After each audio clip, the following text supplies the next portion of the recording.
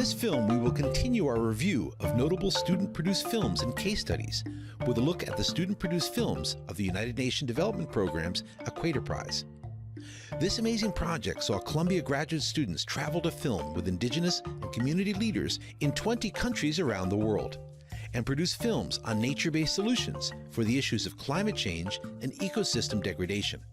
Our student producers then followed these leaders on their trip to New York City, where their projects were celebrated during the 2019 UN Climate Week. In this film, we'll tell this remarkable story and also explore the work of activist filmmaker Paul Redman, who leads the groundbreaking organization If Not Us Then Who. We'll discuss with Paul and our student producers the role of film and video in driving social change.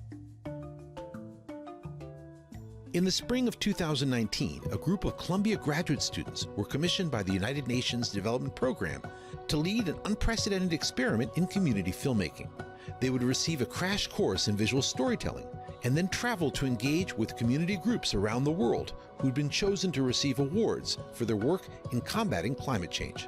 The Equator Prize is a prize that the United Nations Development Program Equator Initiative team gives out every 2 to 3 years to incredible examples of local Indigenous climate mitigation, adaptation, or work in new economies. There's so much that people need to learn from a lot of these Indigenous groups about how to care for land and how to care for water in the air. And so the purpose of the Equator Initiative and this entire massive project is really how can we take those innovative solutions and those ideas on the ground at the grassroots level, and how can we amplify those to a greater level. Greg Francois traveled to Brazil to meet with members of the Casigi tribe, who'd been able to reclaim their ancestral homeland from farmers and ranchers. Here in central Brazil, in an area surrounded by lands degraded by agribusiness and chemicals, the Casigi use soil-enriching crops to rebuild their environment.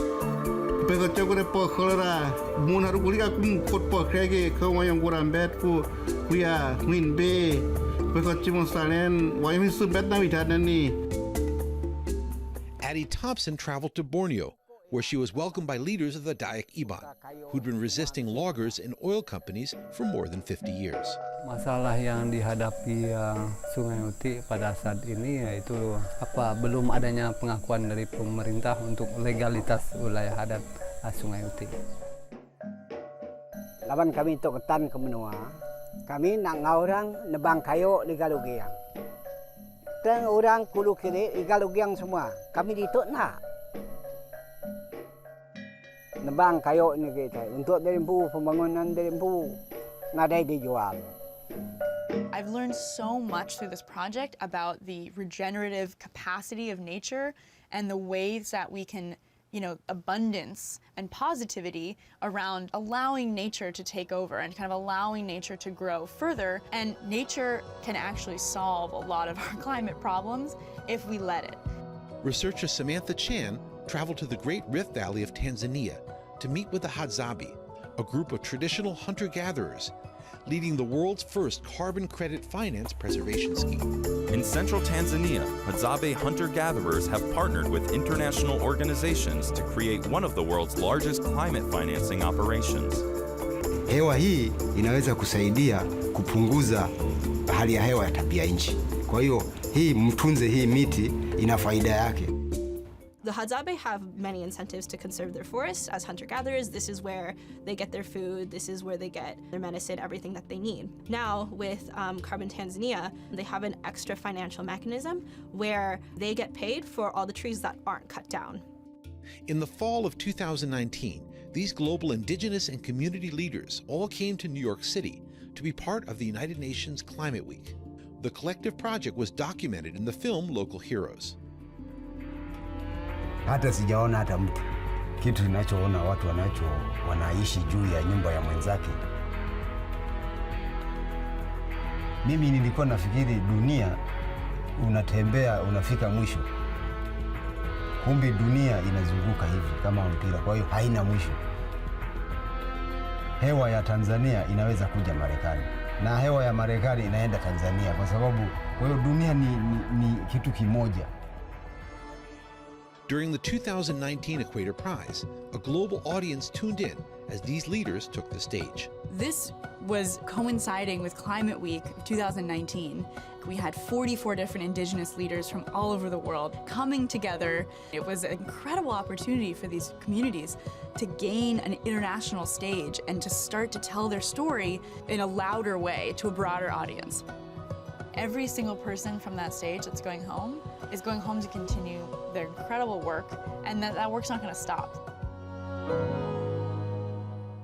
In 2015, award-winning documentary filmmaker Paul Redman had an idea: to create a nonprofit dedicated to helping Indigenous groups around the world tell their own stories. I mean, I'm a filmmaker at heart, and so If Not Us Then Who is a content development organization. We develop media content with Indigenous leaders, in partnership with Indigenous leaders. The idea being that we use this media content to help to inform decision makers about the needs of Indigenous peoples. So Indigenous peoples aren't seen as victims in climate catastrophes, but heroes in the battle to protect the climate. In 2019, the If Not Us Then Who coalition would partner with the UN's Equator Prize, teaming up student producers with experienced camera people.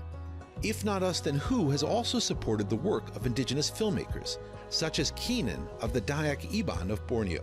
We filmed in that community in 2014, and out of this comes Keenan, right, a 14-year-old Dayak who decides all of a sudden to pick up a camera. He can tell the authentic, real story of what it is to be a Dayak, and it's a once-in-a-lifetime opportunity to get authentic Indigenous stories at a time when these cultures are significantly under threat.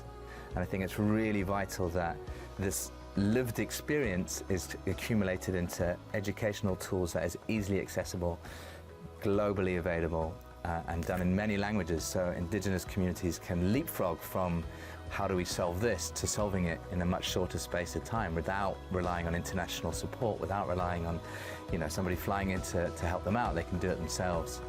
If Not Us Then Who's videos have been seen by more than 5 million people on YouTube. The group has anchored important events that unite Indigenous activists from around the world.